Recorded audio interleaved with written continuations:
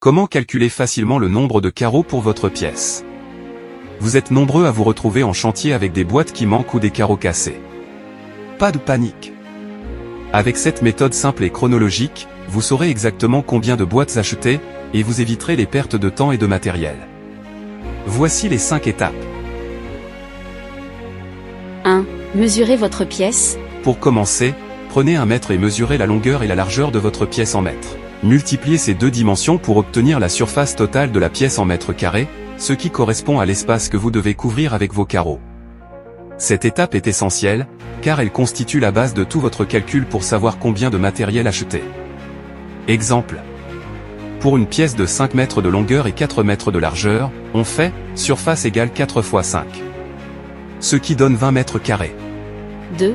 Travaillez directement en mètres carrés. Il n'est pas nécessaire de connaître la taille exacte des carreaux dès maintenant. Les carreaux sont vendus en boîte, et chaque boîte indique la surface qu'elle couvre en mètres carrés. En travaillant directement avec la surface de votre pièce, vous simplifiez énormément le calcul. Ainsi, vous aurez une estimation précise de vos besoins avant même d'acheter les carreaux. 3. Ajoutez une marge pour les pertes. Pendant la pause, il y aura toujours des chutes ou des carreaux cassés, même avec beaucoup de précautions.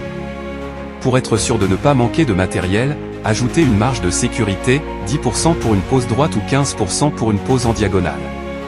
Cela vous permet de travailler sans stress et sans interruption, même si certains carreaux doivent être recoupés. Exemple, pour une surface de 20 mètres carrés et une marge de 10%, on fait 20 x 1,10.